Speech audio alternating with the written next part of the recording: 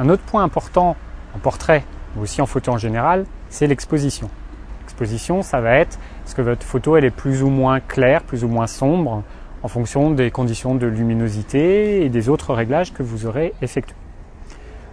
Généralement, pour faire un portrait, comme je viens de le dire, on se met en position priorité ouverture et on choisit notre ouverture. Par exemple, là, je vais mettre à 2,8. C'est le maximum de mon zoom et c'est une valeur que je juge intéressante parce que 1,8, ça peut être un petit peu... La zone de netteté peut être un petit peu trop courte. Si jamais j'ai fait la mise au point et que je recule un petit peu ou que j'avance un petit peu, je pourrais prendre le risque d'avoir le nez net et les yeux flous. Donc 2,8 ça me va, c'est très bien. Comme ça, j'ai une profondeur de champ de quelques centimètres et ça me va. Dans mon cas, j'ai décidé que ça me correspondait. J'ai fait quelques essais et le résultat me plaisait. Donc maintenant, si je choisis ce mode priorité ouverture, ça veut dire que l'appareil photo va faire le reste. J'ai rien choisi et il va dire, alors il y a telle lumière, vous avez choisi tel paramètre, maintenant moi je décide d'utiliser un temps d'exposition de 1/800. C'est lui qui l'a décidé parce que c'est un appareil photo numérique et qui fait ça plutôt pas mal. Par contre, parfois on est dans des conditions où notre appareil photo il risque d'être un petit peu perturbé.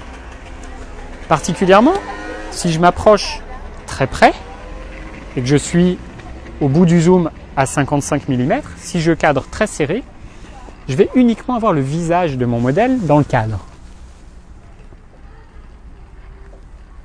Peut-être à peine, voilà. Est-ce que tu peux me regarder? Voilà. Hop. Voilà. Et là, le fait que le visage tout entier prenne toute la surface de l'image, mon appareil photo il va être un petit peu trompé parce que le visage de mon modèle est très clair et du coup comme son automatisme fait qu'il ramène toute image à une espèce de valeur moyenne, mon image elle va être trop sombre. Si j'avais photographié par exemple un paysage où il n'y avait que de la neige, si j'avais laissé faire l'automatisme, ma neige elle serait grise et non pas blanche. Là, on est un petit peu dans le même cas. Elle n'a pas le teint de porcelaine, Hélène, mais elle a quand même le visage assez clair. Et du coup, l'automatisme m'assombrit ma photo parce qu'il croit qu'elle ne devrait pas être aussi claire que ce que moi j'attends. A l'inverse, si j'avais un sujet, un modèle noir, la photo serait beaucoup trop claire parce que l'automatisme de l'appareil photo s'attendrait à un visage, enfin une couleur, une surface d'image assez moyenne, assez neutre, et du coup éclaircirait artificiellement mon image pour tendre vers cette valeur moyenne. On appelle ça un gris neutre. C'est la somme de chaque pixel. Si on fait la moyenne à la fin, normalement ça doit être une valeur neutre, intermédiaire, qui est toujours la même. C'est pas forcément facile à comprendre, mais je vais vous refaire un autre exemple. Je vais prendre juste la robe et je vais laisser l'automatisme faire.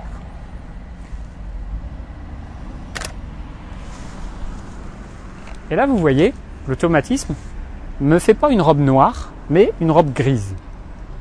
J'ai une table à côté de moi, elle est blanche et c'est pas très évident à prendre. Mais il va me la faire ressortir grise. Donc ce qu'il faut savoir du coup, c'est un petit peu anticiper ça. Si je m'approche très près et que j'ai mon visage en plein cadre et que mon modèle est à la peau claire, il va falloir que je corrige l'exposition. Parce que je sais à l'avance que l'appareil va se tromper. Donc comment corriger? Il faut utiliser le correcteur d'exposition. C'est présent sur tous les appareils photo numériques en tout cas, même les compacts d'entrée de gamme disposent de ce réglage. Vous avez un petit pictogramme avec un petit plus et un moins. Et quand vous cliquez dessus, après vous pouvez choisir d'augmenter ou de diminuer l'exposition. C'est donné en... La valeur c'est l'IL, c'est un indice de luminosité. Et si vous montez de +1, ça veut dire que votre photo va être surexposée d'une valeur de vitesse.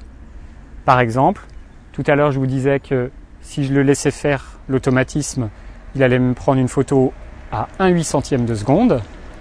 Si je corrige et que je mets +1, il va me proposer 1/400e, c'est-à-dire 2 fois moins vite, ou 2 fois plus lent, ce qui revient à peu près à la même chose.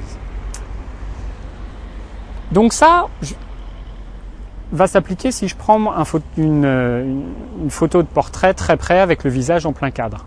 Par contre, dans l'autre sens, si je recule un petit peu, ou si je prends un portrait plus large, le fond risque de prendre une certaine importance. Ici, vous voyez, on a des arbres, ils sont verts assez foncés. Et du coup, si je cadre assez large et que je ne corrige pas l'exposition, alors, je vais mettre comme ça. Hop, voilà. Ma photo risque d'être un petit peu trop claire sur le visage, parce que comme j'ai un arrière-plan sombre, l'appareil photo a été trompé et a éclairci involontairement, ou enfin pas involontairement, mais contre mon gré en tout cas, l'image. Donc ça veut dire que ça va être à moi de descendre et de sous-exposer un petit peu ma photo parce que je sais que le fond sombre va tromper l'appareil. Alors ça va pas être simple à faire et vous allez vous faire avoir, vous allez faire des photos surexposées, sous-exposées. Il y a deux possibilités. La première, c'est de faire plusieurs photos avec plusieurs valeurs d'exposition, de surexposition, de sous-exposition différentes. À la fin, vous garderez la bonne et vous vérifierez laquelle vous avez gardée afin d'apprendre petit à petit. Ou alors, c'est de faire des erreurs, de laisser faire l'automatisme. Et puis, une fois que vous serez rentré chez vous et que vous regarderez vos photos, vous direz « Ah mince, celle-là, elle est surexposée. Si j'avais su ».